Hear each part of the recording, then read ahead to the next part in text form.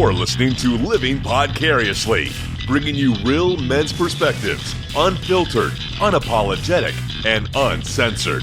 Recorded live in the Living Podcariously studio in world-famous Cocoa Beach, Florida.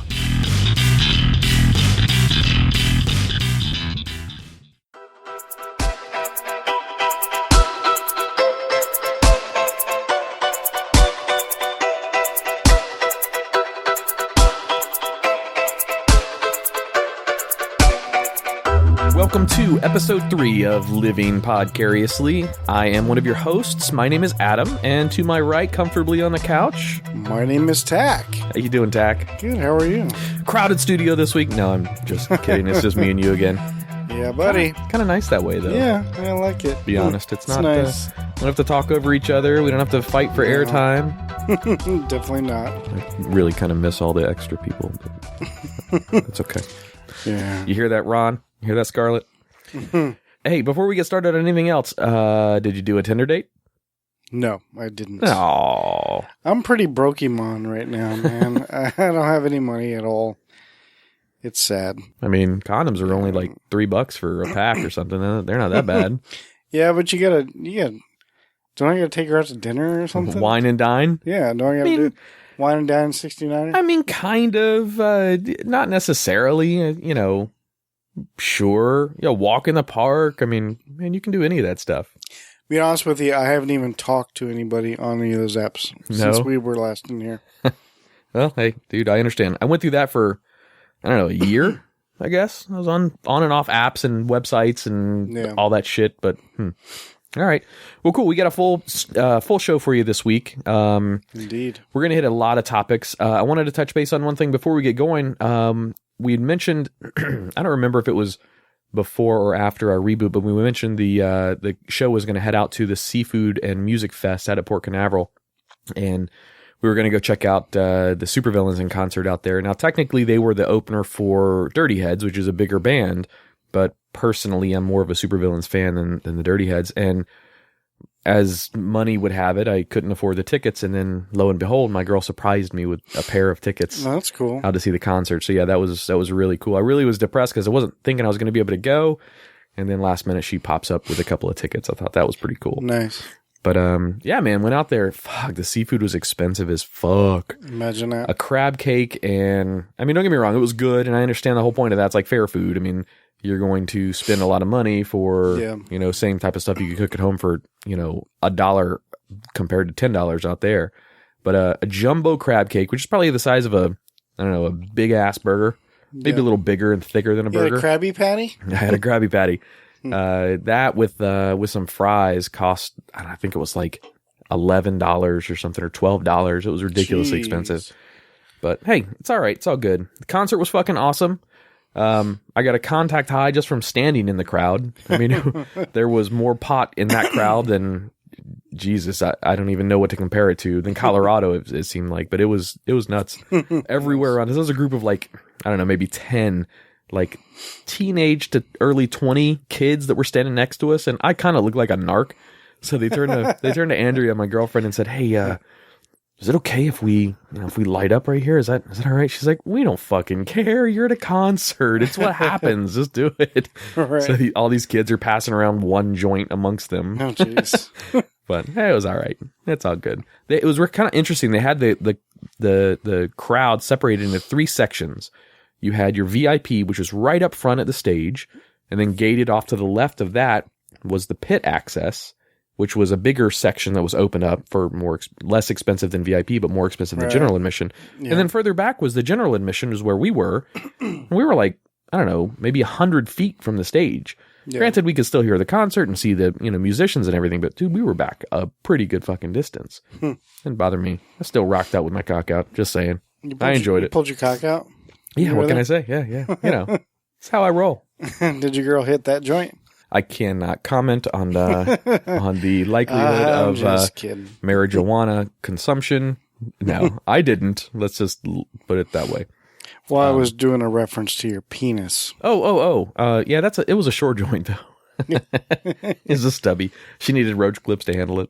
No, just kidding. I used to say those jokes all the time too. A girl gives me a head, it looks like she's hitting a joint. A hand job is really just an okay symbol, and then you're good. Is that all it takes, Tach? Something like that. Oh. Seafood Fest, they're not sponsoring us or anything, so don't think that we're getting any money out of their plugs. Otherwise, we would have plugged the shit out of them a lot more. But Gross. no, it was fun. It was something in the area, something fun to go do. Not over in Orlando or up in Tampa or Jacksonville. It was something here locally for us, Cocoa Beach, Port Canaveral, Brevard Countyites. So it was pretty fun. Cool. It was pretty good. Awesome. I missed it, but maybe next year. Yeah, they'll be back. Well, technically, this was their first annual. I don't think you can call it a first annual if it's the first. I think you can if they plan on doing it again. Yeah, maybe. So. It was going to be really cool. They were supposed to have the SpaceX launch, too. And then that kind of got scrubbed. We didn't get to see that. No, well. You know what today is? Leap Day. Today is Leap Day. We're recording on Leap Day. It won't come out for a couple of days still, so when you hear this, it'll be past Leap Day. However, yes, today is Leap Day. Once every 4 years, we add an extra day in February. You guys know the whole deal. This is something that you may not have known about Leap Day, Tach. You may or may not. Okay. I mean, who knows? So, leap year traditions. It is acceptable for a woman, this is socially acceptable, for a woman to propose to a man on February 29th. Have you heard that before? I've heard that, but just recently. I just heard like the other day. That's all I know about Leap Day or leap year traditions. I don't know anything else. The custom has been attributed to Saint Bridget. I don't know if that's actually a real saint or not, but so says this website, who said to have complained to Saint Patrick about women having to wait for men to propose.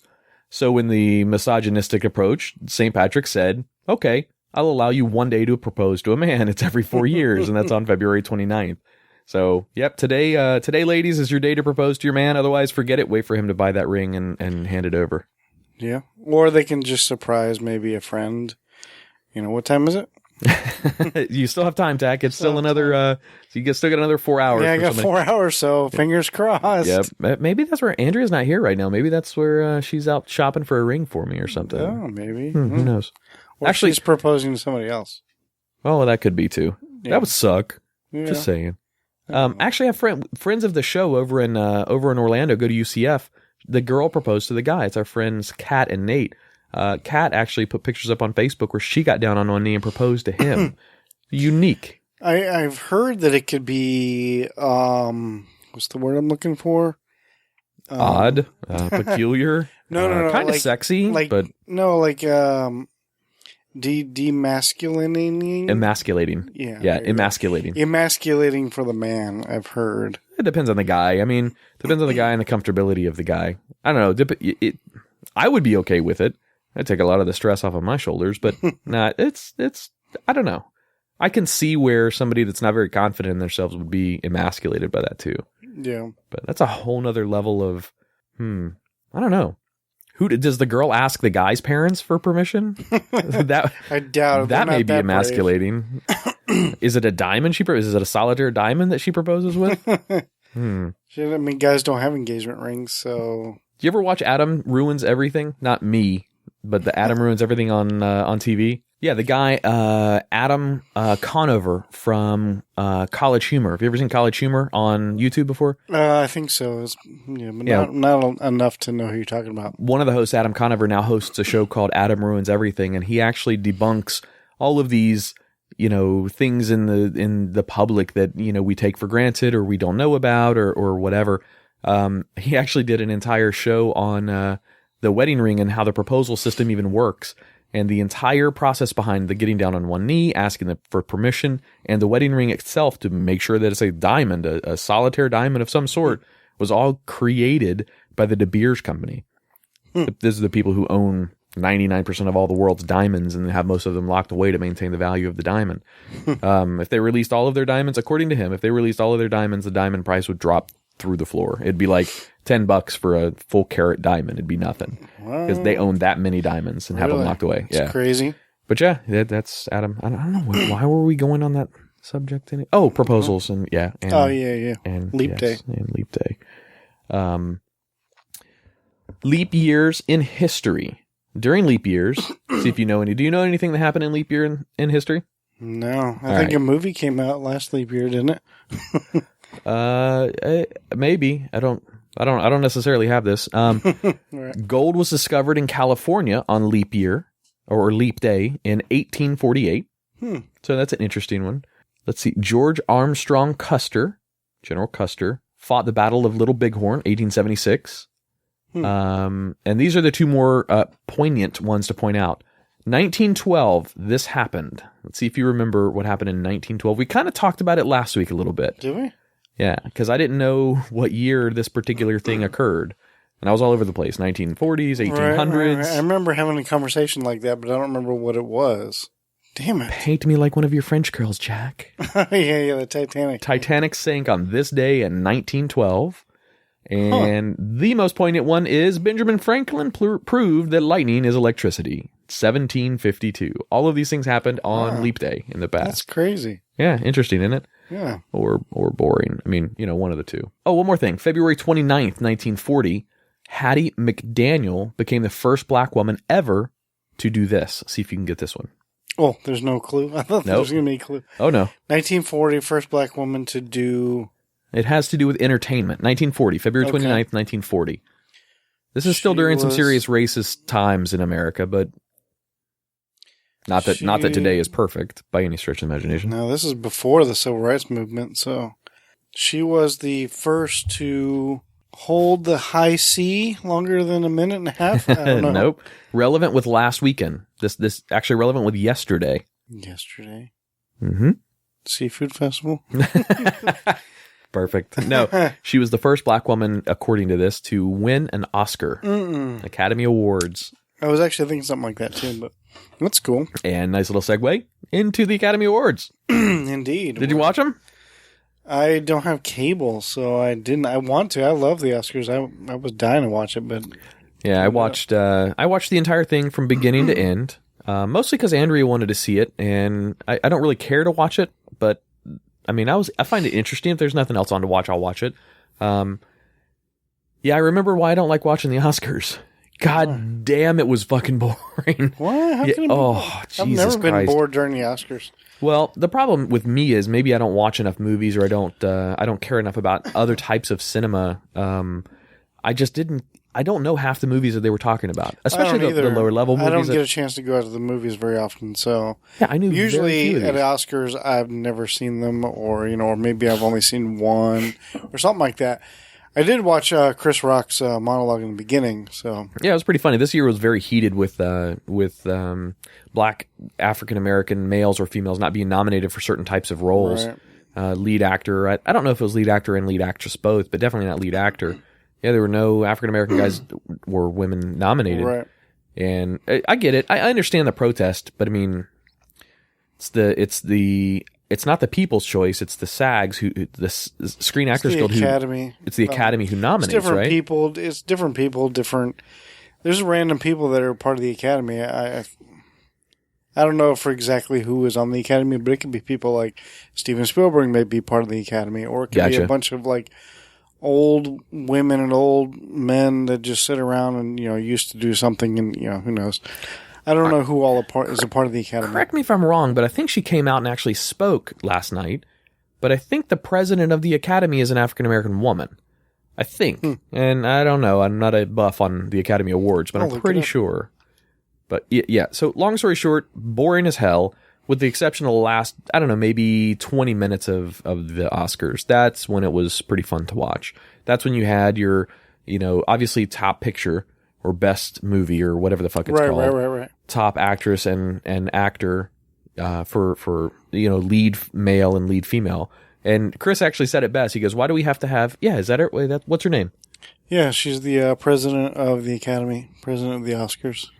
Yeah, so not to justify that by any stretch of the imagination, but Cheryl Boone Isaacs. Yeah, she came out and did like a little short 5-minute monologue herself, and she said a lot without saying anything specific. But she did say, we need to cooperate more on this. So maybe she received some complaints and needed to come out and address it. Because I don't ever remember the president of the Academy coming out and saying anything in the past. But hey, who knows? But yeah, the last 20 minutes were good. Probably the most important thing to take away from that is our boy finally got himself an Oscar. After chasing it for, 20 years now? Leo DiCaprio finally got himself an Oscar. Yep. So I was quite happy to hear about that. I mean...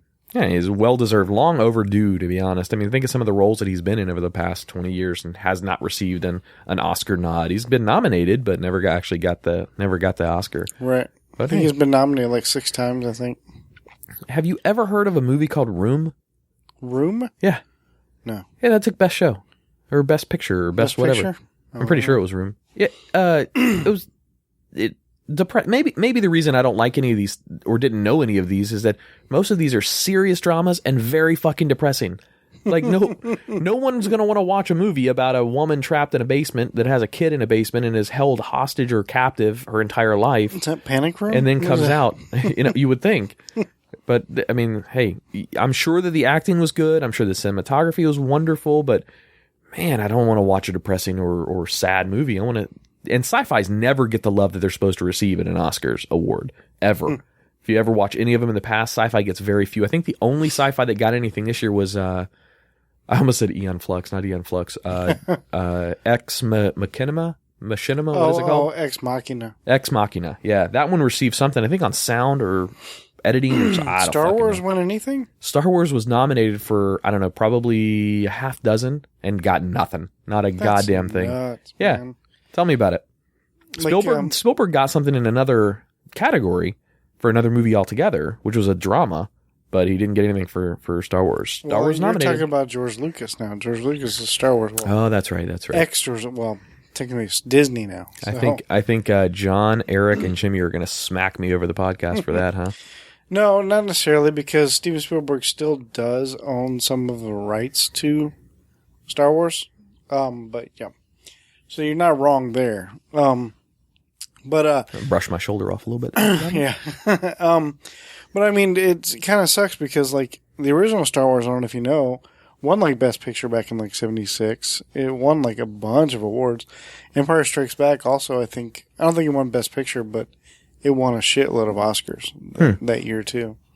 I don't think Return of the Jedi won anything. So my problem with that is they were up against that category. I don't have the details in front of me. I'm not going to look it up. Were they nominated for Best Picture? No, it wasn't nominated for Best Picture. It was nominated for visual effects and sound effects. And then I think also in editing, I think was another one that I saw. Ben Burt should have won for sound. Now, that guy is amazing. He's the same guy that's always been doing sound since day one. Sound editing or sound production? Production. Is that the guy who does the sounds for all the movies that have the very obvious sound for the movie, like the Superman theme song, you know it's Superman, the Star Wars theme song, you know it's Star Wars? Well, you're talking about music now. Oh, yeah. You're talking about John Williams. So. John Williams? You could be saying it. Tach could be over here throwing out, yeah, that's Burt Bacharach. Well, actually, that's a musician, but that could be John Simpson? I don't fucking know. I'm not going to be able to challenge you. Sorry, I'm huge in all this. No, dude, that's perfect. So yeah, I listen to a lot of like movie scores. I listen to, I know who, like, could you hear a difference between like John Williams versus like Alan Silvestri? Like, do you know where Alan Silvestri usually is going to be placed as far as a composer versus John Williams? There's just Alan Silvestri is the one that usually does like these magical type movies. When you hear his music, you're like, oh, okay, because his is things like a lot of Tim Burton. Oh, okay, are all Alan Silvestri. I think Harry Potter music, I think, is Alan Silvestri. Anything that sounds kind of magical, it's usually him. Okay. Whereas John Williams is big on like horns and big music and shit. See, we should have switched places. I don't know what you were doing Sunday, but I'm sure you probably comfortable over here. you probably would have been better in my seat this Sunday than, and I don't care what you were doing, watching internet porn, eating at McDonald's, whatever it was probably better role for me to be in, and you watch the Oscars and be able to commentate on the show for the Oscars. I'm not doing a very good representation. I would have loved to. I was hoping it was going to be like on Hulu or something today, but it's not. Maybe it'll be on tomorrow. The only thing, that's why I'm not really trying to do any spoilers for myself. Like, I do know that Leo won, and I watched his speech. So you're saying I just spoiled it for you? I spoiled the best I don't know show? who. I don't even. Oh, Room. The Best Picture or whatever. That's fine. I still like to see like the jokes in between stuff. I still like to, anything that happened that was entertaining. Oh, you don't care about the actual winners then? So if I told you who... I do care about the winners. Do you want to know who took home the most awards across the gambit? Like one person, you mean? One movie for this particular movie. Oh, the movie? Yeah. Oh, so like best of this in this movie, best of this in this movie, etc. Right. There's one movie that cleared house, at least for the first like 3/4 of the show. Oh, I don't know what. Mad Max. Oh yeah, I was gonna say Mad Max. Yeah. Yeah, they cleaned house for. They took like 6 or 7 awards. What did they win for? Oh, dude, I knew you were going to ask me that. Sorry, we can look it up. No, you're fine. I don't remember all the Oscars they got. They got a ton of them though. So best in visual effects, I believe they got over Star Wars. I think they got best in sound. They certainly didn't get best in storyline because there was nothing there to tell a story about. It was just a really long fight scene on the road. I mean, that's pretty much all that it was the whole show. What was cool about that movie is that it. Do you know the difference between like practical effects? You know what practical effects are? Are you talking non-CG? Right. Yes. Like explosions that happen right there versus like in CGI as opposed form. to CGI. Yeah. So that's what was great about that movie too, is they used like all those explosions and cars flipping. That's all real. None of it was CGI, and it was all. How about the air guitar guy? Was that real fire shooting out of his guitar? Yeah, dude. That's cool. And what was cool about that is that I saw who was in the interview. Somebody was in an interview talking about it, and they were like, "Oh, it was the dude, the dude that like the white dude." Oh, the what do they call them? Something boys. The guy with the scars on his face and the tattoos and stuff. The second act or like the third role of the movie, right? The guy who took the lead as his blood bank. Yeah, like he was the one that like escaped pretty much. Like what do they call those? What, the Hell Boys? No, Hellboys. I don't remember. It might be Hellboys. It was him in an interview. Oh no, that's a whole other movie. He was talking about it in an interview. He was talking about like because he was like trying to drive. But at the same time, there's like explosions happening all around. And he was actually trying to drive, and the car would flip off to the left and he was like, oh, but yeah, he has to stay in character and still keep driving, So that's cool. Nuts, dude. How did they do did they just get a bunch of big fans to make that big desert storm? Oh, I'm sure that was just CGI. Oh, see, now you're ruining it. Yeah, come on now. That's been difficult. And the tornadoes inside there, man, that must have been hard to film around. Yeah. How do you prevent your mics from picking up all that wind? Right? Who is this woman here? Why does she look like she's a teacher at Hogwarts? Oh, she won for something. What the hell did she win for? Well, it's Mad Max. Oh, okay. Yeah, she was wearing a badass jacket. She had like a Mad Max jacket on. If they show the back of it, it looks like Mad Max's face. Oh, Jenny Beavan snubbed for viral video. I don't know what that means. Anyways, but it looks like she's wearing like a Gryffindor scarf. Yeah. She looks like she teaches at Hogwarts, Like, yep. Anyway. Everyone's dressed to the fucking nines at the Oscars except for this lady.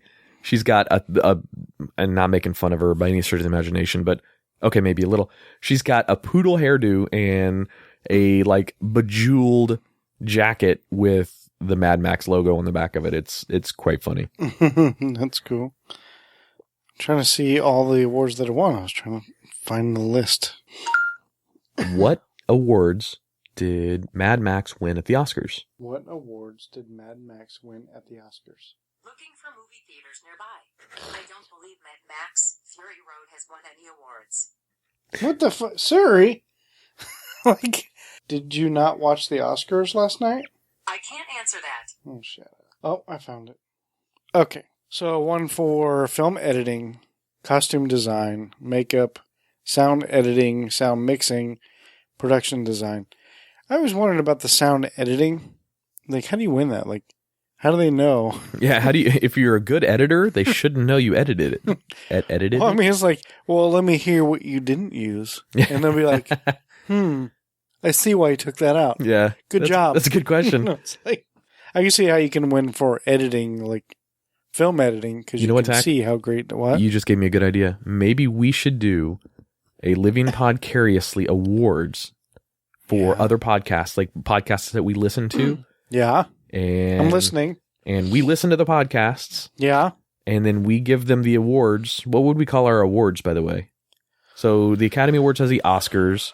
What would we give them? Like literally, what would our what would our award be? look like? I don't even know. How Like- about an empty Coke Zero can? Because we got a lot of those. We do have a lot of those. Maybe a beer mug? Well, whatever. And then we Koozie?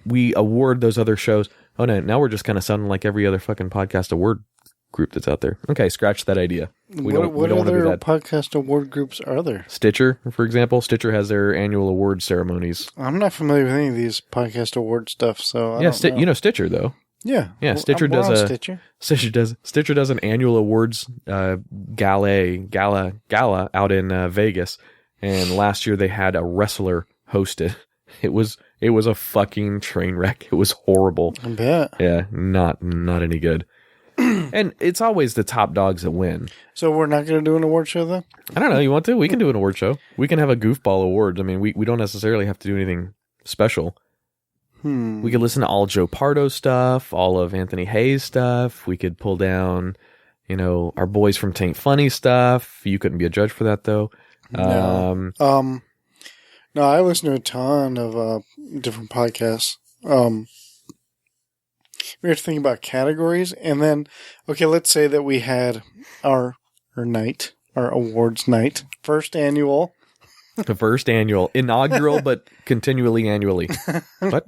That sounded dirty for some reason.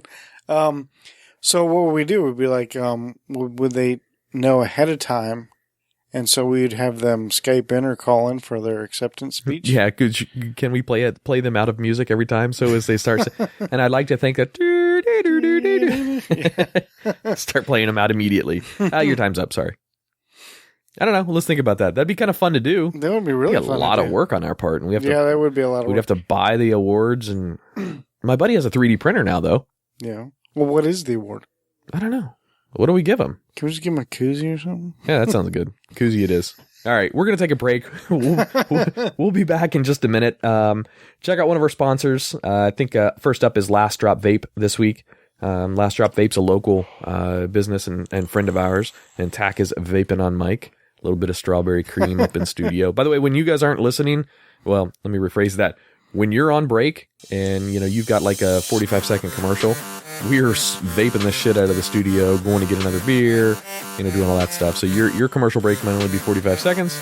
Ours are, like 5 minutes. All right, we'll be right back. Thanks. See you.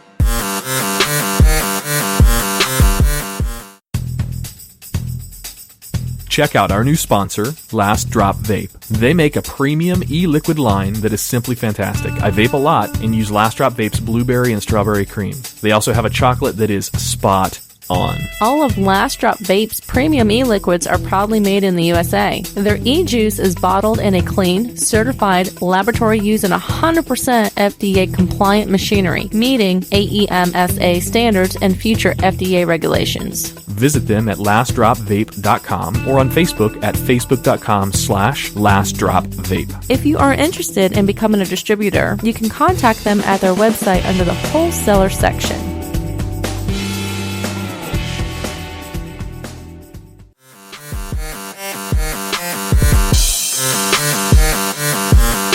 All right. Well, welcome back. Did you enjoy your break?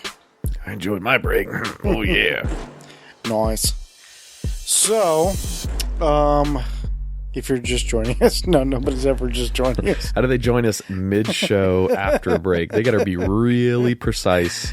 Right. So, welcome back. Hope you enjoyed our little commercial break, and some DJ Constant. Yep, DJ Constant taking us in and out of breaks. Indeed. And for those of you who don't know, that's my 12-year-old son who mixes dubstep, trap, deep house, a few other songs like that. His YouTube channel now is gaming and music. He does both video games that he shows from his PlayStation 4 as well as a lot of music. Ironically, his video games have more hits. Who would know? Yeah, my son's dabbled in that as well, and Ron's daughter also. Yeah, she does Minecraft. God, what is it? Kids are fascinating. Would have discovered those that kids that like Minecraft usually are the more creative types and think three-dimensionally. Like Minecraft requires you to build in multiple directions. Well, and, I'm aware. I enjoy it. yeah, you like Minecraft too? I like building, yeah. I used to. So Josh, my son, got me involved in Minecraft, and he and his buddies would go on and build worlds together. So he said, Dad, why don't you put a world together? So I went and built a world.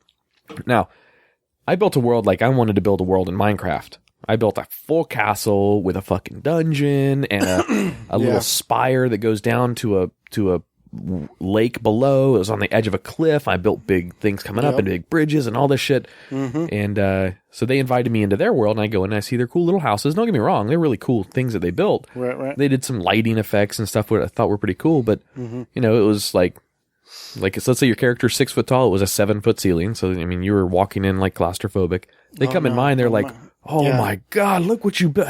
You downloaded this." I'm like, no. Right.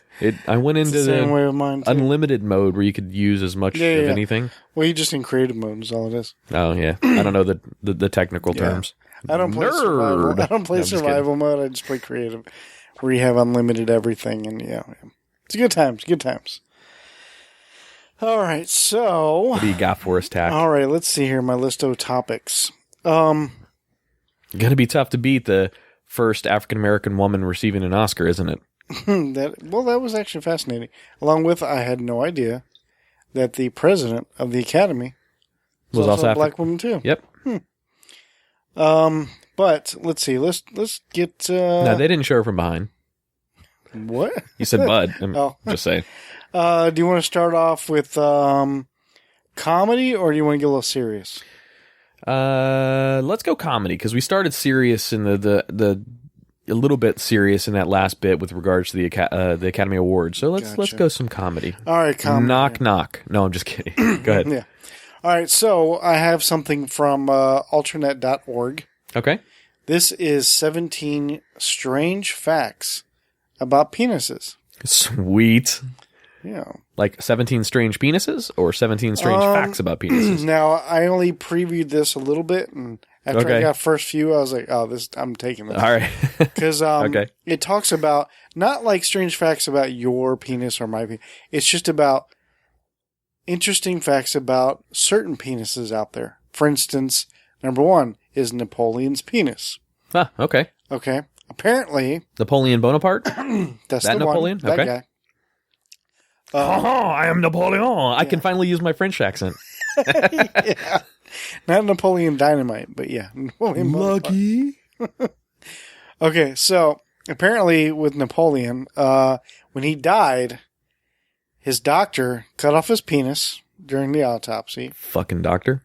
Yeah. What's that going to tell anybody? Cut off his dick during the autopsy. Well, he didn't die from being strangled of the dick. I don't. Well, it actually went around from hand to hand, if you will. It So was his sold. His dick got more hand jobs post mortem than it did during his life. Exactly Got it. right. It was eventually sold in 1977 for $2,900. Wait a minute, 1977? Yeah. That's like not that long. That's like 40 years ago. Right. Wait, when was Napoleon's like? I don't know. Time. More history here. Oh, okay. I don't know. 1600s, 1700s? I don't know. Holy shit, that thing's been in a thing of formaldehyde for a while then, huh? Yeah. Let's see here. Oh, sold to Urologist, New Jersey, and was apparently 1.5 inches at the time it was sold. Now, shrinkage, you gotcha. Must have been cold water.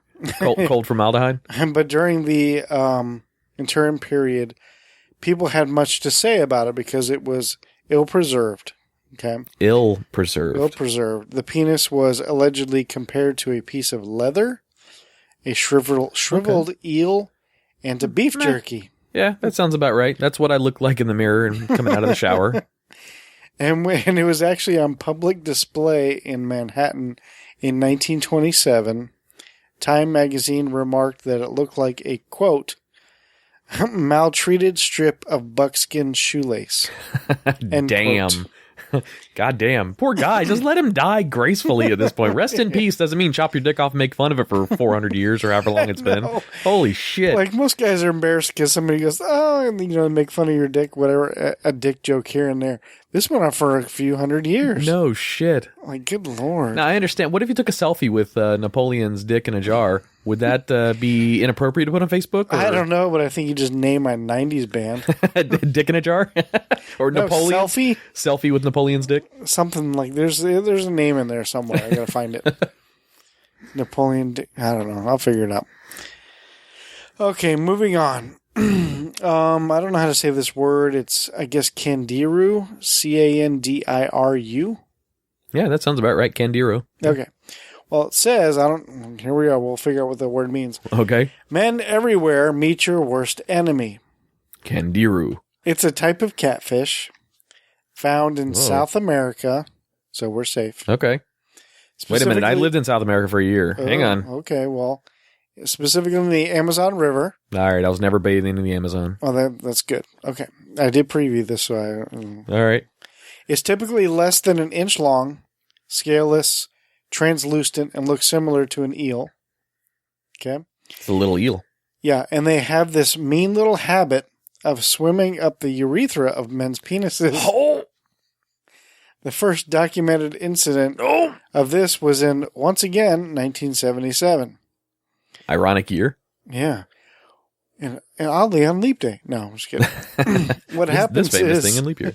What happens is once the little guy has swum fully up the urethra, it settles in there by anchoring their short spines into the surrounding tissue. They then again access to the man's blood supply, which can cause inflammation, hemorrhage, and even death. The only way to remove this is surgically.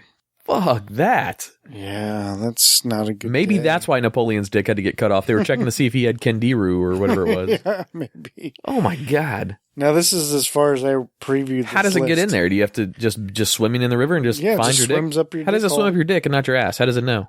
Well, I think your dick hole is a little easier to get up than you can't like take your clamp pants off. shut. Let me see. Yeah, here, let me show you. See, see now if you look here. I can't wait. Let me turn on the light. Give me a magnifying glass. Yeah, yeah. See how it can easily. You can't clench this shut. See, I'm trying. See how I'm trying. Now I'm going to turn around. See how I can clench that shut. Got it. No, don't stick your finger in it. Just trust me. I can clench Son it of a shut. bitch. Tastes like vanilla. It's weird. Anyway, okay, moving on. The next one, number 3. Diphallus. Sounds bad. Diphallus. Diphallus. Yeah, that's diphallus. That's Sounds negative. I haven't read this. First two is I read those and I was like, that's it. I'm going doing this to list. the whole list. Yep. Yeah, remember this is alternate.org. Yeah, we claim no ownage for this they information. did this list. Okay, we're all going on this ride together. Here we go. It's a rare condition that affects 1 in 5 to 6 million males. Diphallus is when a man is born with 2 penises. That makes Sweet. sense. Diphallus. Oh, I get it. Diphallus. Okay. Unfortunately, it's rare that both are fully functional, and it often comes in tandem with I get it. other deformities. Comes in tandem. But I got it. So yeah, I've heard about this recently. It was in the news, wasn't it? They've had porn stars that have had, most of them are prosthetic, but they've had some porn stars that actually have 2 functional penises. I've seen something recently where this guy had 2 full size, same size, functioning penises. I wonder if he has penis envy of guys that have big dicks. Be like, look, my dicks aren't that long. Combined, they're that long, but, Right. What do you mean combined? Yeah. Mine together are 8 inches. Man, morning wood would be a pain in the ass with 2 dicks. Yeah. I already sucks with 1. I mean, you could DP a girl and not have to have a partner there. It's true. Maybe just do it all by yourself. Interesting. Okay, number If 4. if I had a genie in a bottle. Indeed. Probably should have saved this list for our other podcast. But speaking of that, before we go to number 4, you wouldn't have one arm stronger than the other with 2 dicks because you'd be working them both at the same time. It's a good workout. Yeah, see? You skiing yourself. This, I'm ski poling myself, yes. Yeah. All right, number 4 is penises used to have spines. I don't know. Let's see where this goes. Though they were lost before Neanderthal, however way you want to say the word. Me and Ron had a conversation on Did this you? prior, yes. Okay. It What's was it's socially acceptable or scientifically acceptable to say either Neanderthal or Neanderthal. A lot of scientists say Neanderthal, even though that doesn't necessarily mean that's the right way to say it. That's the way Ron used to like to say it. Ron's into paleoanthropology a lot. Right. So, though they were lost before those guys and modern humans diverged, scientists are still not quite certain of their purpose, but they speculate that it correlated with sluttiness. What? Sluttiness, as these spines apparently quicken the pace of an erection and is more common in Promiscuity? Well, no, I just wanted to make sure that was the right word. Yeah, promiscuous species. Which way were the spines facing? Was it like a spine or like a hook? I don't know. Like, because people have often asked the question, why do men actually have heads on their dick? And that all has to do with how so I'm not a fucking scientist, so I don't know for sure, but has to do with how the when you're having sex with a girl, it's harder to pull out past that head, so it keeps your dick inside for procreation. And dating back through millennia for evolution, dick heads used to be larger, so, and this sounds ridiculously horrible, but guess what? It's evolution. When you were having sex or raping your girl in your fucking cave or whatever, right, it was way harder for them to get away with a big giant head on the dick. Right, so right. Are these spikes facing backwards, like a head would be facing backwards, kind of? Kind of like a hook? Yeah, kind of like a hook. I don't know. It didn't say. There's only one more sentence left, and it was just saying, if you're wondering what constitutes a promiscuous species, apparently that would be a cat. So I've never seen a cat's dick, but I don't necessarily want to. I don't know. I think he was making a joke. Some animal species, dude, and I've heard this on other podcasts too, some animal species have the most obscure penises in the world. Yeah. Like the oddest is a duck. Have you ever seen a duck's dick? No. It's like duck dick. It's like a fucking corkscrew. It's all fucking. Pigs are the same way. Pigs have a corkscrew penis too. A duck, and then duck vagina has like 3 openings, but it also has this corkscrew system inside to make it to the actual fertilization before the duck lays its egg and whatever. But for a male duck to actually make it through this fucking maze of a duck vagina to, actually get that duck's egg fertilized is very difficult for the male duck. Yeah. Talk about making it difficult. I don't know. This guy's got a poor duck, man. He's got to do freaking, God damn. What? I had something, but then I couldn't get to it fast enough. You had a joke on the tip of your tongue. Okay, I got it now. Okay. I'll let all that out. No, it's funnier if you just leave it in. Hey, talk about difficult. It's like this guy's duck, hey, talk about difficult. It's like this duck dick had to do a Sudoku or some shit. Jesus I don't Christ. know. Oh, Fucking I lost Hangman it. would have been better. Yeah. I don't know. Oh, Jesus. Nice. Let's just move forward. Hey, have you ever been told you're hung like a field mouse? No. Field mouse's dick is twice as long as its body. Oh, just saying. That's technically true, but all right, go ahead. Sorry. No, it's all right. What are we on? Number 5? Number 5. God, this should be on our other episode. I should save it for that. Yeah, this would have been a good top 10. By the way, the other episode or the other podcast is called The Twisted 10, soon to come to iTunes and Stitcher near you. Coming soon. The foreskin has an abundance of Langerhans cells. Langerhans. Langerhans. I don't know. Are they saying my foreskin's German? It's German. Die sprechen Sie Deutsch. Which are immune cells that are infiltrated by HIV. This may explain why circumcised men in Africa have a 60% lower rate of HIV infection from heterosexual intercourse. That is the very first, if that's a factoid that I've ever heard about pro having circumcision. Oh. It's the very first one. So that particular cell in the foreskin is more receptive to the HIV virus? Is that what that's saying? The foreskin has an abundance of these cells, which are immune cells that are infiltrated by HIV. So yeah, it sounds like those are more able to be infiltrated by that HIV virus. That's an interesting. That's the first that Adam Ruins Everything. The Adam Conover show also talks about foreskin and why foreskin talks about circumcision and why circumcision has been performed and how it's ridiculously exaggerated in today's society. There is zero reason to do it anymore. Unless you're a devout religious person, and even then, it's not even there for anything. It's starting to be more common where people aren't doing it anymore. Yeah, I mean, that's almost like saying, to prevent you from jacking off at an early age, Tach, we're going to cut off your hands, and you're never going to use your hands again. Well, I mean, granted, the foreskin doesn't have as much use as hands would. However, there's no medical reason, other than maybe this one, why a person should be circumcised. Yeah. People say it's for cleanliness. Now you just fucking pull your foreskin back and clean it. I'm circumcised. How about you? Yeah. Yeah, we're both circumcised. All right. Ladies. Well, for Tach. Right.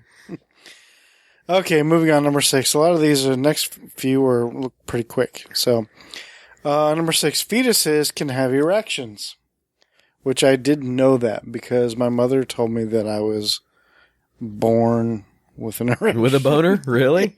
Huh. In case you missed that, that'd be a fetus with an erection or an erection inside your pregnant belly. His head's poking out. Oh, nope. Wrong one. Yeah. Anything else? I got nothing. I mean, Okay, let's there's move so forward. many jokes to make. You must have really liked your mom, but this is inappropriate. You really like pussy. That's inappropriate again. It's your mom. It's so easy to make jokes on that. Ron would be. I'm all for mom jokes. You understand? Ron would be screaming through the phone right now if he was on the phone with us. Yeah. Oh, yeah. All right, number 7. Number 7, Kim Jong-il's penis was 3 feet 4 inches, according to the Korean version of the Guinness Book of Records. Nice. 3 foot 4 inches long. Yeah. He was only 3 foot 2 inches tall. Right. Don't kill us, North Korea. Yeah, he also hit 18 hole-in-ones in the same golf course on the same day. He, I think, threw the fastest pitch ever. He set all of these records. All right. Number 8, it says Jonah Falcon, ladies and gentlemen. Jonah. Guy? I guess. Jonah Falcon. Yes. All right. Here we go. The man with the world's largest penis. Is this a Mexican dude? No, Jonah. no, I think he's American. Jonah wouldn't be Mexican. He is 42 years old with this is flaccid, 9-inch penis flaccid. 13.5 inches when it's hard. So he's a shower, not necessarily a grower. Right. Of course, I guess he's both. 9 Well, I inches mean- flaccid. Jesus, he's a Subway sub in his pants. Jared would like him. Hey-o. Hi-oh! What do you do with that? Muffin stuff it in? Does it get... So here's my question. Like, when you see Ron Jeremy and some of the other porn stars with these giant dicks, when they get older in their age, they can't... When they get their erections, they have to, like, grab it at the base and hold onto it to keep the blood in there because they're... Right. It all rushes back out because it's such a big dick. They don't have enough... I mean, it's engorged, but it doesn't stay engorged, and it goes limp often during sex. So they have to hold it and kind of keep the blood pushed in there. What do you think this guy has to do? Fucking tie rubber bands around the base of it? I mean, Jesus. Does he get lightheaded? Yeah, does he fall over? Oh, that's weird. Holy shit. All right, number 9, King Fatafehi of Tonga. I don't know. A.K.A. Pimp Daddy. All right. Let's hear about him. Between the years of 1770 and 1784, he apparently deflowered. So this is 14 years, 1770 to 1784. Yeah. He apparently deflowered. Holy shit, a lot of women. There's a number here. All right, so 14 years, let's say on a good year, I may have to get a calculator out for let's this. say I want to see how that's possible. deflowered, so these are all virgins. Yeah. So maybe 5 a year. So that's 50. So let's say, I'll go with 70, Tach. So let's say 70 girls. He's a king. Not even close. Not even a little bit. No? No. What the fuck? How? Okay. You ready for this Yeah, number? what's the number? Number is 37,800 women. 37,000 virgins in 14 years. Yeah. Which that puts him at like 7.5 girls Tonga's not even that big. per day. All from Tonga? I guess it doesn't really say. I don't know what the population of Tonga is, but I'll look that up right now. okay. That can't be right. Ron actually did something on Tonga a while back, too. Oh, gross. Oh, you misheard that. All right, Tonga population 2015, 106,000 people, 2016. It just wrote. Checking on that. It looks like the answer is about 22.6 trillion people squared. What the fuck? That's a lot of people. So current population of Tonga is 106,000. Females is 52,908. So unless he's banged, and this is 2016 numbers, so these are higher than... Yeah, something's wrong in that statistic. But unless he flew outside of the country and went and banged some people outside of Tonga. Or, well, if he was king, then they were probably just brought to him. Yeah, but Tonga's a little island that people don't even live that long. They live very short lives. No one really lives past 60. And this is today's... Yeah, no. Something's wrong with that one. All right, well, let's move on. Number 10 says, no brain necessary for ejaculation, or the Pope is Catholic. I don't know. The order to ejaculate comes from the spinal cord, not the brain. Really? So if I'm decapitated, I can still blow a load? Is that what you're saying? Assuming you're being jerked off or having sex during what if you get your decapitation. Well, this is pretty fucked up. Back in the Middle Ages, they used to decapitate motherfuckers all the time. What if you decapitated a nude guy and he's laying there and then all of a sudden... That'd be a little odd to see, don't you think? Well, I would think he would lose his erection once you cut the head off, though. Blood's still down there. I mean, that's... Well, I would just assume it would just escape out. I don't know. If it's already bleeding Well, that out. means you would have to have an erection while getting decapitated. You're into some sick shit if that's the case. What if that's searchable content in porn? Don't do it on my sites? Wi-Fi, please. Not on my Wi-Fi. I don't need the FBI knocking on my door for another reason. Okay, number 11. Animals with the biggest and smallest penises. Here we go. Yes. Well, we already know what the biggest is. Yeah, that dude from the U.S. No, I'm just kidding. Sperm whale or blue whale. Blue whale is the animal with the biggest recorded penis to date at how big? 8.5 feet or something like that. 8 feet long. How does Adam know that? It's also referred to as a dork. No, I'm serious. That's a No, I gotcha. Okay, the adult male elephant has the biggest recorded penis for land animals at 4 feet. 6 feet. Damn. And S-shaped when erect. Dumbo's sporting over there is what he's doing. And coming in with the smallest penis is Tach Van Sickle. Yeah, I was trying to think of something funny to throw in there, but you kind of stole my thunder a little bit. Try it again. And coming in with the smallest penis is Napoleon Bonaparte. Napoleon Bonaparte. And we have proof. Now that's it's recorded history as the world's most traveled hand-to-hand penis. Yes, more hand jobs posthumously. No, it is the shrew at 0.2 inches. What the hell is a shrew? I've heard taming of the shrew. It's an animal. Is it? What kind of animal? Some sort of rodent, I think. Huh. All right. 0.2 inches. Poor guy. What's a shrew? Okay, I found this. It's a little dick. There's a little picture. Oh, all right. Can I see a shrew dick? Let me check that. Here's what I found on the web for see a shrew dick. Anywho. Number 12. Koro. K-O-R-O. Koro. K-O-R-O? Is this really weird... Wait, isn't that what I get done to my hair when I go to the Bahamas? Hey, you want cornrow? What? No, you want cornrow? 25 cent a cornrow. Oh my god. Sorry, a little racism there. Koro is this really weird culture-specific syndrome where a man, or a woman, is overcome with a debilitating fear that his penis, or her nipples, is shrinking and will eventually disappear. Interestingly, this fear is born out of no real proof or evidence. It is also known as penis panic and has been said to provoke mass hysteria. Okay. Wow. Why would you name that Koro? I can't even think of a good joke for that. You got Koro? Hey man, my Koro's kicking in. I got to go to the bathroom. Oh, why can I not say that my without fucking Koro's kicking in? Why can I not say that without sounding stereotypical? I can't do it. Oh damn, my Koro's kicking in. Hey, does this look like Koro to you? Oh fuck. Oh god, man, it's happening. What's wrong? Oh, my man's got Koro. Oh no, man, really? Yeah. That sucks. I don't know why we have to sound like black or whatever. But anyway. All right. Next one is number 13, Angel Lust. Angel dust? Angel lust. I'll give it a shot. It says, I'm sorry in advance for this one. This is when a man gets an erection after being hanged, also known as a death erection. I said it was I sorry. wonder if that happened to Saddam. Well, he's got to be for his virgins or whatever, right? Yeah, that's a good point. Number 14, moving on. King of ancient tribes, 8 penises. In ancient tribes, the king would often eat the penis of his predecessor to apparently absorb his holy power. Yeah, absorb the energies. I've heard that. That still happens in some of those strange, like off the beaten path type tribes that the Discovery Channel and fucking National Geographic finds now. Yeah. Like tribes that have been completely disassociated or detached from society as a whole. Yeah, the cannibals used to do it. People in some tribes still do it today. It's really fucking bizarre. That is kind of odd. Speaking of that, I got some wieners on the grill. You hungry? No, dude, these will give you fucking powers, man.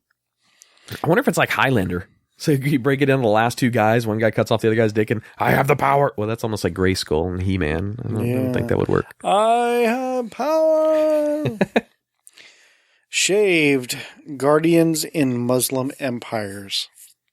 In great Muslim empires, there would be a guardian assigned to each harem's bed. The guardians had to be shaved, which meant having his testicles and penis removed. Oh, that's different. Making him a eunuch. Yeah. Yeah, that was different. I was thinking. They actually did this a little bit in Game of Thrones. And History of the World? Yeah, something else. Ice This is Pirates, one of the two. This is that having eunuchs be the like servants for the queen or princesses yeah. or something like that. Yeah, I've heard that before. That's interesting. Where was that from? Well, from a couple things. I think it was either in History of the World Part 1, the Mel Brooks movie. Yeah. And we also talked about it on Taint Funny, too, which Taint Funny can be found on iTunes and Stitcher. Ding! Every new episode, weekly. Ding! I need a bell in here. Yeah. But yeah.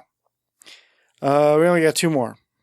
Number 16 is Kellogg's Original Purpose.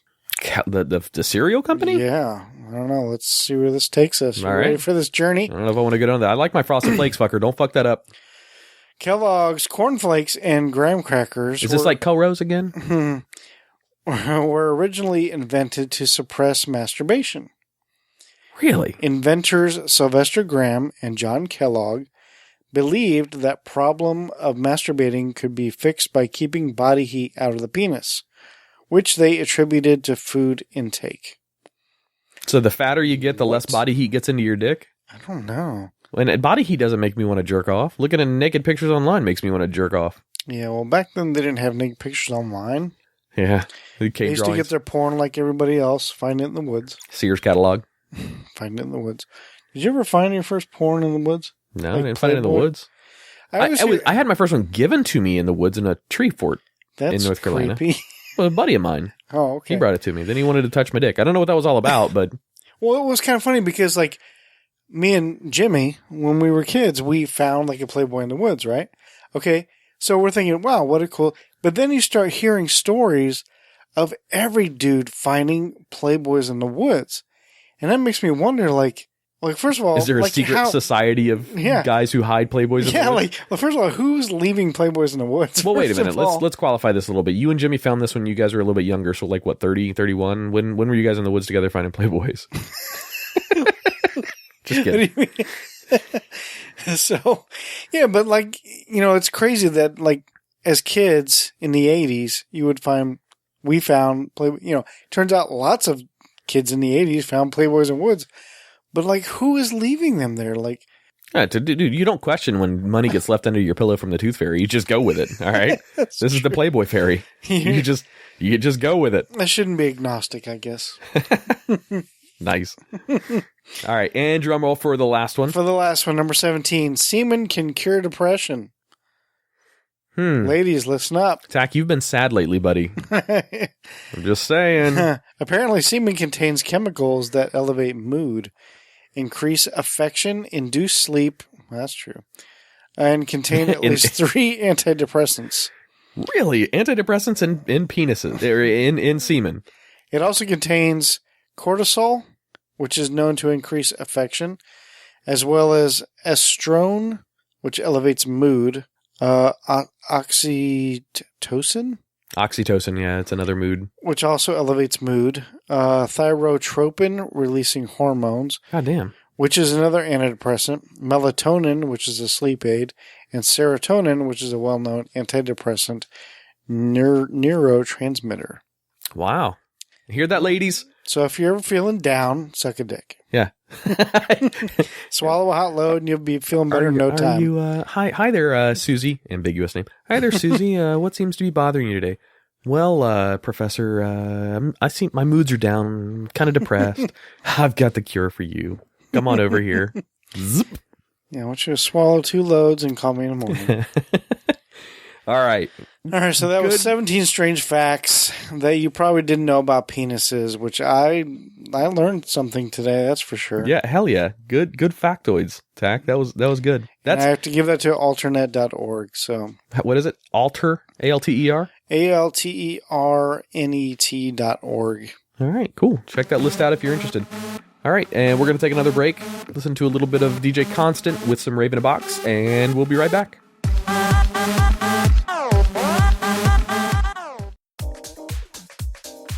Introducing Rave in a Box, your single online stop for all of your rave and festival goodies. Rave in a Box sells and ships all of your rave and glow toys, along with flow arts, gloves, diffraction glasses, and more. Their simple to use shopping cart and standard 2-day shipping will have your products in your hands just in time for your next performance. Visit them at raveinabox.com, also Facebook and Instagram by searching Rave in a Box.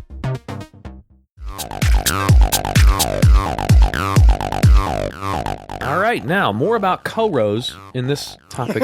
No, I'm just kidding. Welcome back to episode 3, Living Podcariously. That was a very interesting top 17 list there, Tach. That was pretty good. Yeah, it was a good find. A little gem. If you guys like that, we do another show called The Twisted 10. The Twisted 10 is me and Tach as well, but it's very topical, very, very focused on top 10 lists that we create ourselves. We don't go and jack somebody else's list. Right. We come up with them on our own and then surprise the other host, or in some cases, guest co-hosts come in and surprise us with their own top 10 lists, and it's unique. Now, the research that we do could obviously be off the internet and find, different topics and things like that, but yeah, check out the Twisted 10 through iTunes, Stitcher, or any of the podcatchers that you listen to podcasts on. We're going to launch with 5 shows, probably starting next week, so it'll be out there and available for you to listen to. Hell yeah. So what do you got for us this segment, Tach?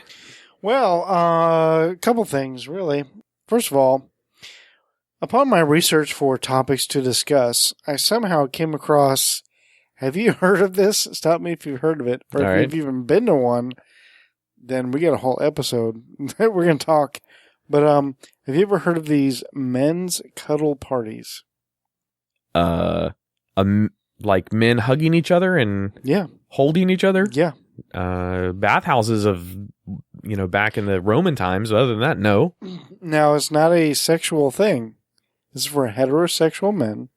It's not a gay thing. It's not. Was it like in Fight Club when, what's his name, hugged, what was the big fat singer called? Meatloaf? Meatloaf's big old titties. His name was Bob. And he had bitch tits, yeah. No, is that really a thing? Well, here's what it says. It says, because apparently there was an event last week in Arizona. So it says, what is a cuddle party? And who would be... Hey, look. Hey, somebody's calling the show. Hello, you're live on air. Hello? Hey, who's this? Who's this? This is Ron. What is this? Who this? We're not supposed to do a sports segment this week, dude. What are you doing? No, I was just calling to say hi. I can't promise I won't be interrupted again in like 2 seconds. But You calling us from work, huh?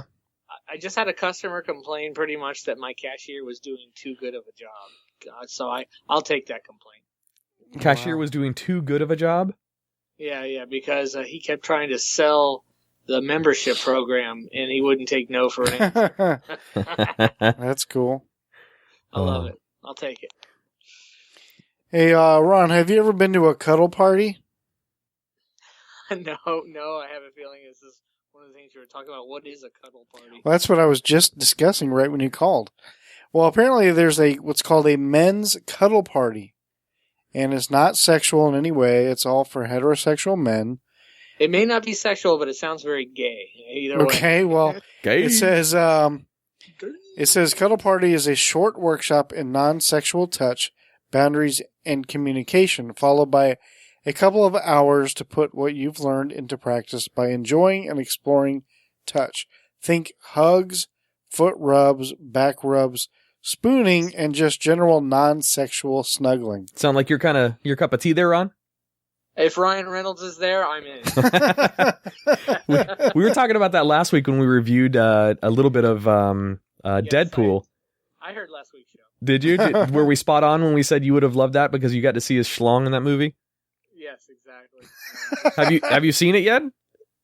His schlong, yes. The movie, yes, I have. Nice. Yes, on both. Yeah, the movie was awesome, actually. That was one of the best Marvel movies. Maybe the best Marvel movie. I haven't seen it yet, so. Yeah, don't spoil anything. I didn't give Tach any spoilers during the review last week. They should all be R-rated. Yeah, I agree. Wolverine would be a better show if they had it all of them R-rated. Maybe some of maybe. I mean, they don't all have to be, but I'm hearing that they're supposed to do Wolverine, right? Yeah, Wolverine is the next one is gonna be R-rated. It's gonna be his last one too. Is what the rumor is, because he's tired of. I mean, he's been doing that character now for so long. He's had to maintain that physique for this long, and it's just a drain on the body. Yeah, he's I'm sure he's done that. I mean, how many movies will it be where he's appeared or?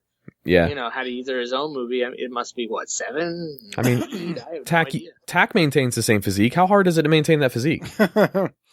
Stuff is night and day fucking working out, man. I intend on working hard after work on maintaining my physique by getting some more McDonald's.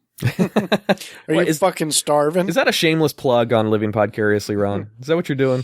Yeah, exactly, because I make so much money off plugging McDonald's. I'm a big spokesperson for them. Ron is now sponsored by McDonald's. He's loving it. Dude, McDonald's is sponsored by me, is more like it. Because I give them all my fucking money. Hey, man, we love them. Egg McMuffins any time of the day. That's what I'm talking about. Right there. I don't like McDonald's breakfast. I think it's gross. I like their steak and cheese bagel, egg steak and cheese bagels. Those are awesome. They have a steak and cheese bagel. I mean, egg, steak, and cheese bagel. It's number 11, I believe, on the breakfast menu. I would not eat any steak from a oh my god, place. it's freaking amazing. It's I love gross. it. You guys are making me hungry. I haven't eaten since this morning. Fucking starving. You have pizza there, don't you? Yeah, sure do. Did.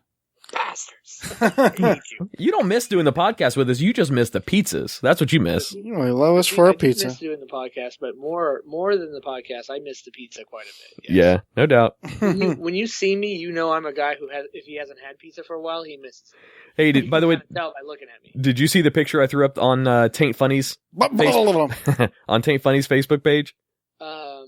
No, I did not. It was the picture from your 40th birthday party where it's me and you, and then in the background on the left is Jimmy.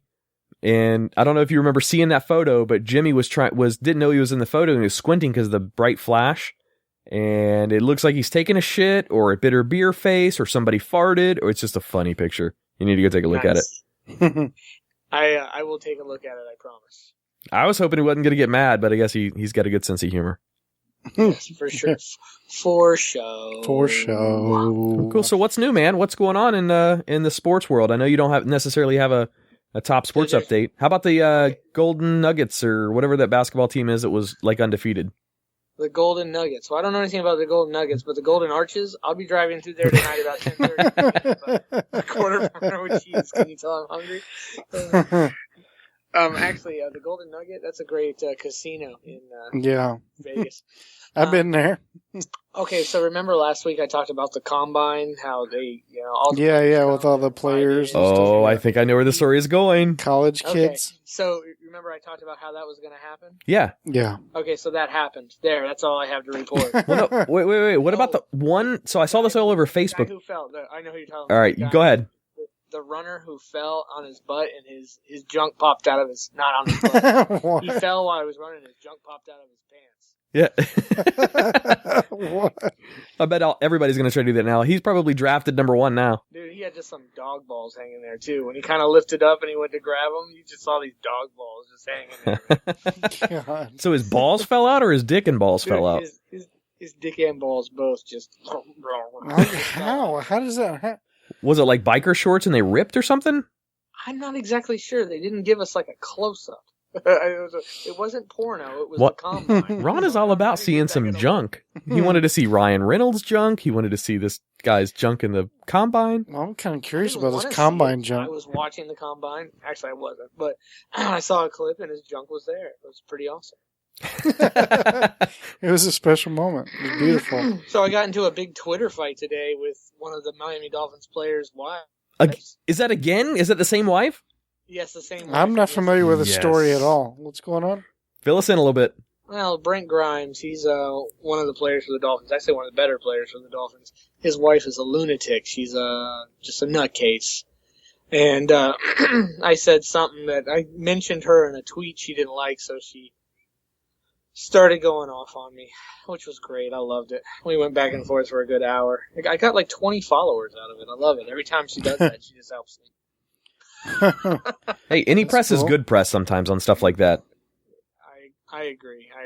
Although if I ever want to be taken seriously as somebody to follow for the Dolphins, I probably need to knock it off. But I don't know. I can't help myself. Yeah, I don't think you're. I mean, no offense, your podcast gets like 5 times the amount that we get, but that's not the point.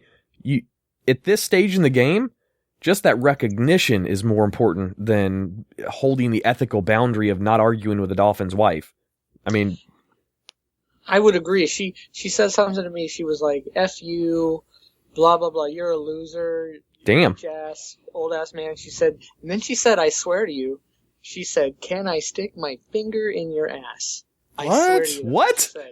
Yes. All right, That's come on. exactly what What's she said. it's at Unsquish the Fish. That's what the Twitter handle for us to go read that. Yes. That it's still up there, right? Nobody's taking that down. I can actually, I'm sure she hasn't. I took a. I'm already right on top of this, so I Rose. can always do that, dude. You'll have to scroll through a lot because I did a shit ton of tweeting. So it was probably today about between 11 and 11:30, somewhere there this morning. All right. Do me a favor if you can, Ron. Stick that up on the Living Podcariously page. Mm-hmm. And then I said, my response to that was, "Well, okay, I guess if you want to." I just thought, and then people were like messaging me, like, "Oh my god, that was so hilarious! Oh my god, why did she say that?" You know. That's awesome, dude. And then she said, I said something about, "Boy, you really represent the team well." And then she said, and she took the tweet down really quick, but I screen capped it because I knew she would. She messed up. She goes, "Fuck you and fuck this team."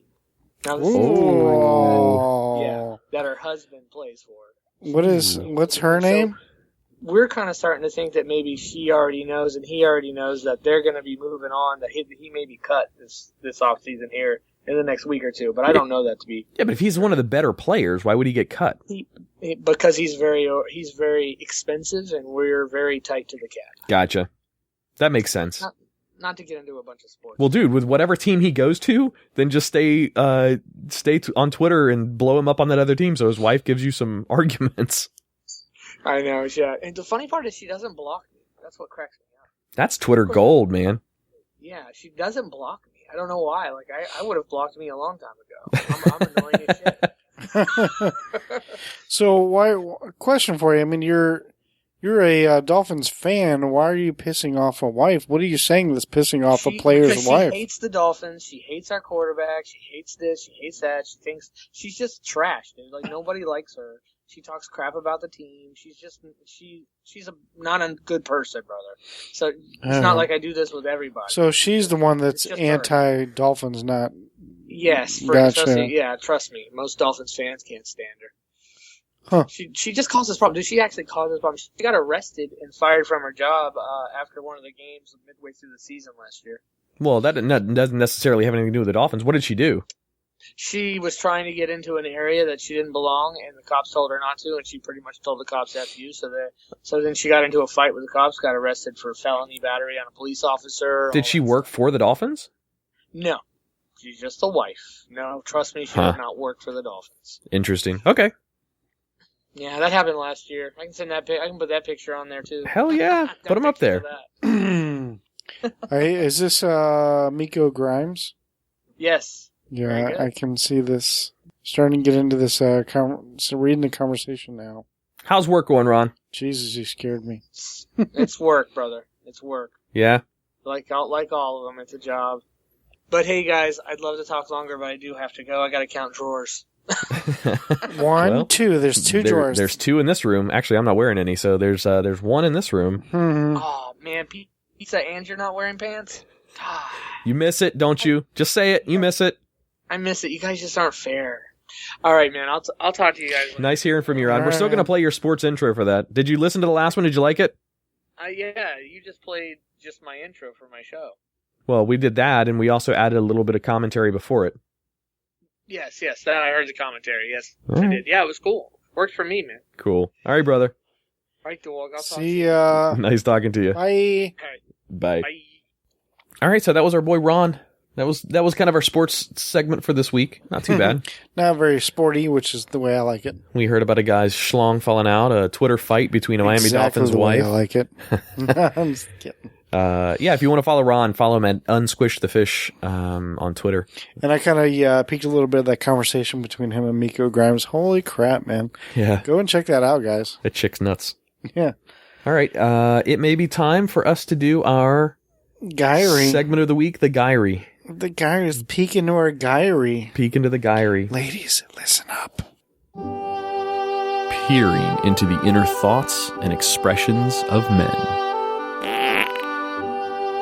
Women submit questions for Adam and Tach to get brutal, honest admissions. We call this the Guyry. Guyry? Really? Is that the best we could come up with?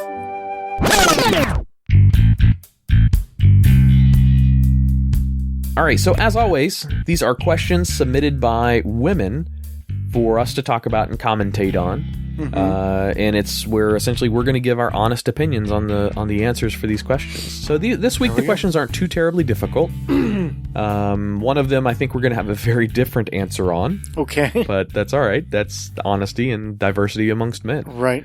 So let's hop right into it. So all of these are going to be remain anonymous submissions, so it won't blow up your spot, girls, because some of the husbands of the wives that are submitting these might not necessarily like it. Ooh. So let's go with question number 1. Why do men typically not like romantic comedies, rom-coms? So my easy answer for this, and I'm going to go before you because I think I know what your answer is going to be. Okay.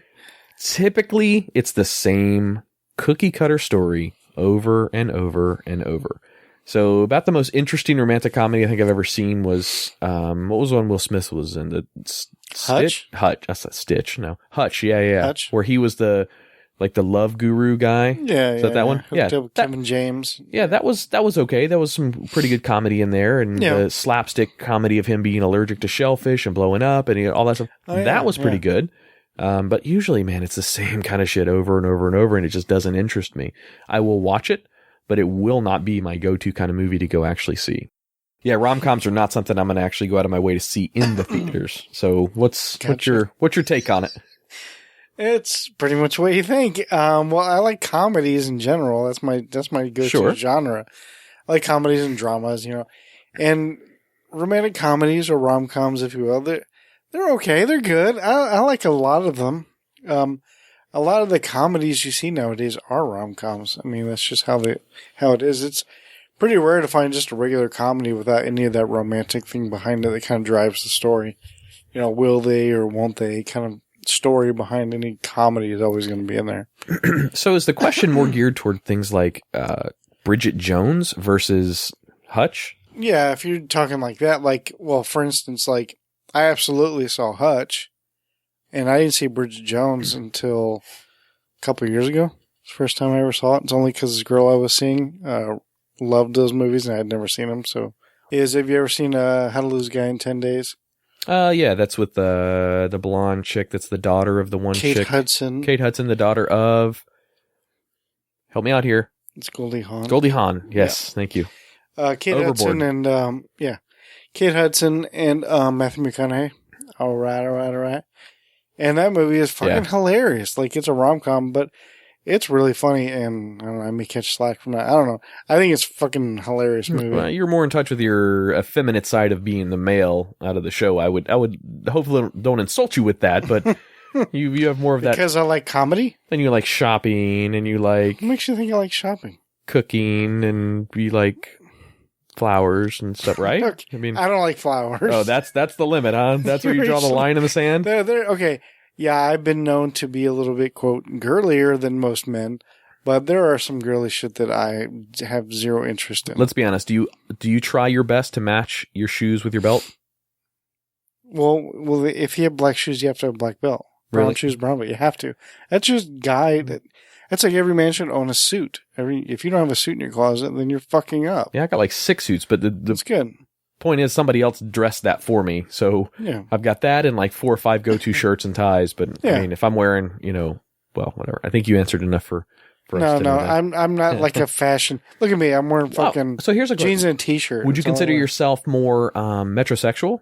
No, God, no. Not metrosexual. No. There's metrosexual tests. Maybe we should do that on our next show. Right, maybe so. We can give Tach live on air I'm not a metrosexual test.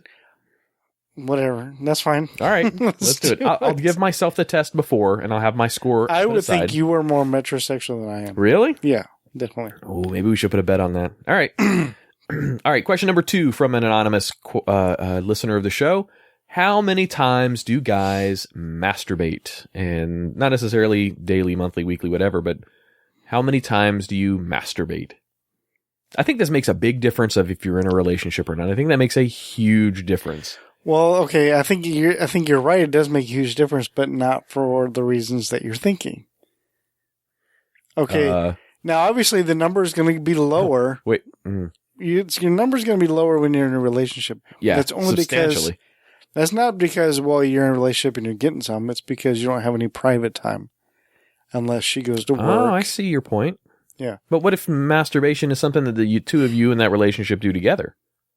Does that count, or is that sex at that I point? think it's just sex. That counts as sex? Okay. True masturbation, where you are alone. Basically, like if I'm going to go to the store, I'll be back. That's porn time.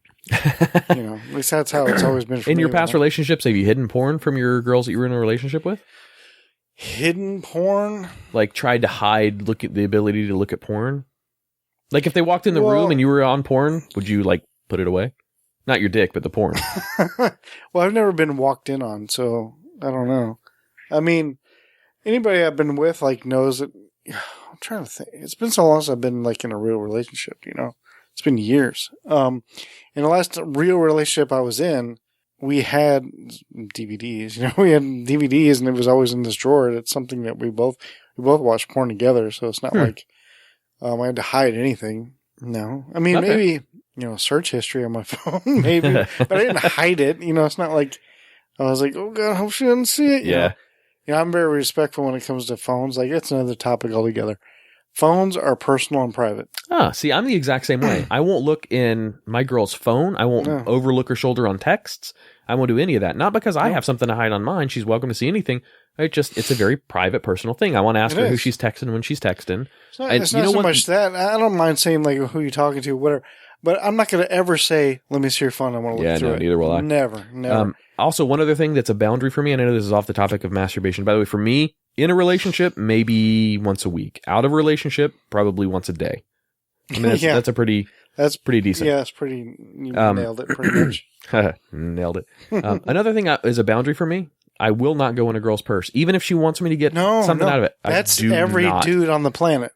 Okay, good. Girls don't like that. They get so mad. Can you give me my thing out of the purse? We just hand them the purse. You hand them the purse. Because you don't want to go through it. Yep. And that used to be a joke with like me and my ex-girlfriend of mine. Because I told her that. She always like, just get it. I'm like, no, I'm going to hand you the purse. Yeah, exactly. It doesn't matter if it's your mother or if it's your wife or sister. Nope. That you always just hand them the purse. It's much easier, much faster for you. Yeah, agreed. All right, good. I'm glad I'm not the only one that feels that way. No, I think it's every guy on the planet that does that. So this was submitted by a listener that I had never met or had any kind of correspondence with. Okay. So I think this is kind of a loaded question, loaded angled towards me, but that's okay. I don't mind it. Okay. Then I'll answer it honestly. This is the question from a listener submitted this past week. What do men fear the most about commitment? And the reason why I say I think it's loaded is I think I know who submitted it, but it came from an email address that had nothing to do with this girl, and it was a girl that I used to date. But it may not be, may have no connection to this girl at all. But what is it that a guy fears the most about commitment in a relationship? Well, that's an interesting topic to bring up with me because I actually do have some commitment fears right now. Commitment issues, if you will. I think I'm just scared to get involved in anything which before I used to never have these issues. This is very recent, in the past few years. Because I'm scared to, I don't know, it's kind of like, I'm scared to sign the deal to like buy a new car when I'm not sure if I like the car yet. Okay. But I want to lock in that commitment because it's not. That's more difficult. that's more being afraid of buyer's remorse. You're afraid you're going to sign something and then later not like what you've already purchased. I mean, because it's difficult to get out of a relationship. It's difficult. Tell me about it. Some people don't think it's difficult, but it is because I don't like hurting anybody's feelings. Yeah. You know? And so a lot of times you're just like, well, maybe it's just me and it's just, a phase I'm going through and I'll get over it. And then you wait it out and then it turns out it's not a phase. You do want out now and you shouldn't have signed on the line. Yeah, I You see. just waited. So you don't want to, so I think Sorry. to overall answer, a quicker answer would be, I think the fear probably goes along with not wanting to hurt anyone's feelings. Okay. Yeah, I see that. Not wanting to jump into something, kind of let things build slowly and see where it goes. Me personally, I think my fear of commitment has changed as I've aged and as I've gone through different relationships. When I was younger, I was 20, 21, getting in my first marriage or my first engagement marriage, the whole 9 yards. I had zero fears. I wasn't afraid of anything, but I made the decisions at that time for the wrong reasons. I thought I thought the next logical step in a relationship progression would fix the problems that I had from prior. So when I was boyfriend-girlfriend, I thought moving in would fix the arguments we were having. When we were living together, I thought getting engaged would fix that other issue we were having. Getting married would fix the other issues we had during engagement. Then having a kid would fix it, and that just snowball effect. Yeah. I love that ex-wife. She's a wonderful woman, but and this isn't Scarlett. This is somebody else altogether. Right. But it didn't fix it, and I mean, it shown itself, and we were just two different people, and we got a divorce. Leading into my next marriage, I know I sound like an ass, but that's okay. Leading into my next marriage, I was afraid of commitment because I was afraid of making that same mistake, thinking that the next logical step would fix something. Yeah. And I was afraid, I was looking for all of those things to surface. And then when they didn't, I got married and had a wonderful marriage, and we had a mutual divorce and separation, the whole 9 yards. Yeah. Lately, the relationships prior to Andrea. So let's look before my current girlfriend that I'm with now, who's fantastic. Prior to her, my fear of commitment to almost any of the girls that I had dated, just as not boyfriend, girlfriend, just as dating material, was a myriad of things. I didn't want to commit due to lack of chemistry of some sort, or due to, everything being perfect except this one little part of that person's life, or maybe I couldn't meld with them. I'll give you an example. Dating a bartender. That is the worst schedule conflicts in the world. That person is away every night. Weekends are gone because they're bartending. So you have no time to spend with this girl. She might have been the best girl in the world, but if her profession keeps her away from you all of the time, then what kind of a life is that going to lead to? I know this sounds super vain, but I have a son I have to take care of. And if I see how that other person raises a child and the difficulties that person might have with a child, I don't necessarily want that for my son. And I know that, that's very selfish, but I've got a son to protect. Selfish or vain? It's neither.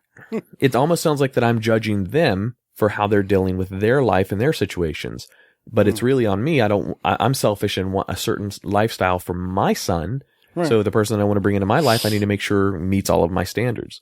And I know this sounds super fucking cheesy and super corny, but the girl I'm with now fucking knocked them all out of the park right off of the bat. I mean, it was quick and it was really, really, everything melded really fast. That doesn't mean I'm going to get married tomorrow, Tach. That doesn't mean that. Day after tomorrow? Exactly. I got a week out before that happens. And it's she has 4 more years till she gets to propose because it's February 29th. So. Right. But as I've grown up, as I've gotten older and more mature, I think my fear of commitment has changed. And right now I don't have a fear of commitment with this girl. None at all. Zero. If I had funds available to, go buy her a beautiful engagement ring and do the whole De Beers wedding, I would do it. But that's not how it's being played out right now. So I gotcha. And That's I also cool. got to give her the sanity test. If she can take me and deal with my bullshit for a year, then she's a keeper. So, all right. Again, submitted by a listener of the show. Do men find it forward or awkward for a girl to ask him out? Also, should we? So girls want to know, do men have any issues or find it awkward or forward or rude for a girl to come up to you and ask you out. Hell no, that's awesome. Dude, it's 2016. I think that's fucking badass. I think the chivalry and the courtship of days past is gone. I think that's really cool. And I think that shows some cojones on a girl, to be honest, to do something like that and come forward and ask a guy out. I think that's pretty cool. So no. That'd be badass. Yeah. That would save. Let them feel that pressure every once in a while. Yeah, potential rejection, yes. Yeah. Female listener who submitted that, whoever you have in mind, ask him. Just get it over with, especially if it's Tach. Yeah. Ask especially, yes. So I'm not busy. All right. Well, so those were the 4 questions that we had submitted this week by female listeners into the Guyry. All right. So, ladies, if you have questions that you want to submit for the Living Podcariously Guyry, send it to show@livingpodcariously.com and just put a subject line of Guyry question. GUY-A-RY. Is that how you spell it? See, I spell it Guy-I-A-R-Y. I-A-R-Y is Irie. Right. So it's Guyry. Well, that would be Guy Irie. The way you're spelling is Guy-Airy. No, I'm spelling it Guy space A. Oh, it's Guy dash A dash R-Y. Guy Guyry. So you're doing 2 dashes? 2 dashes. Guy. That's how I labeled it in the I know she spelled it differently than I did, so I don't know. We got to figure out the spelling and stick with it. Yeah, I don't think we have any merchandising that's going to come out with Guyry on it anytime soon. So I think we're okay. We can spell it 16 ways if we want to. It don't matter. All right, so ladies, if you have questions, send it in, and we will answer them as honestly as we possibly can. Hey, speaking of which, didn't we get an odd email? Yes, we did. I'm not going to say this person's email. No, don't say that. I don't want our listeners to blow up his account, but or her account. I don't. Right, we don't know if it's a guy or girl. Doesn't mean it's a yeah. Well, it's a reaction to last week's episode where we were talking about which I kind of forgot. Like, remember I was supposed to do my science experiment? Oh yeah, that's right. And I kept forgetting, but then I would see it and I go, "Oh crap, I'm supposed to be doing that. Damn it!" And so then I'd forget again. Anyway, I didn't do it, so I'm going to try it again this week. What was the science experiment? Science experiment was, we had a discussion on how often does a guy get a hard-on... Accidental boners, that's right. Accidental boners per day.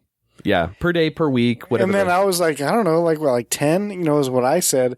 And then he was thinking like 10 per week or something like that. And I was like, oh, is that high? Like, I didn't know, I was just guessing. And so I decided I was going to do an experiment. Not an experiment, but just write them down. Like, a log, every time I a journal. One. Yeah, a log or a journal. Log, if you will. No pun intended. Giggity. Of when I had them and all that stuff, That way I can come with actual facts. Tach's answer was 10. And then right. The email that we got, this is super random. The email that we got from this person, and let's just say his or her email, I keep saying he just based on the email, has something to do with let's lean left. All right. So leaning left, maybe political stance a little bit, like a little bit more liberal. I have no idea what I don't know how means. to decipher the email address, but, quote, I would fuck every one of Tach's 10 hard-ons a day. That's all that it says. See what's messed up is that, it's not just him, it's him and a couple other people. They automatically assume it's a joke and by a dude. I'm like, why is it going to be a joke? It could be a girl. It could be a girl. Why can't it be an actual girl that actually, has interest? The little figure in my head that I attached to this email was, it's a guy sending this in, fucking with Tach. It probably is, I'm sure. But I'm just saying, there could be a girl out there that's interested. You don't know. You could. We have more female listeners than I really thought we did. So You're right. Well, there you go. All right. So, hey, if anybody else wants to email the show at livingpodcariously.com. Check out our Facebook page, facebook.com/livingpodcariously. What else, Tach? Oh, listen to us on iTunes and Stitcher. You had to have already downloaded us from one of those, or any of the other podcatching apps that are out there. That's all I got, man. You got anything else for the show this week? Nothing for the show this week, but next week, I don't know, we're going to have more Guyry stuff, and hopefully we'll have a sports segment from Ron. And maybe We'll get an MMA segment from Jimmy. I'm looking forward to that. I actually just saw an MMA fight this past week, so I'd like to get his. Yeah, we're hoping to input get on one it. in this episode, but it doesn't look like it's going to happen. So It's all good. Jimmy, we're missing you, buddy. And Johnny, you got to get your ass in here. I don't care what your knee looks like. Get in here. All right. Well, on behalf of Tach and I'm Adam, thanks for listening to episode 3 of Living Podcariously. You guys have a great week. see ya. Hey guys, this is Tack from Living Podcariously. You can also check out other content I have. I also co-host a podcast called Taint Funny on iTunes and Stitcher. It's me and 3 of my buddies. We talk about movies, television, video games, comic books, you name it. It's a comedy podcast called Taint Funny, and you can check us out at taintfunnypodcast.com.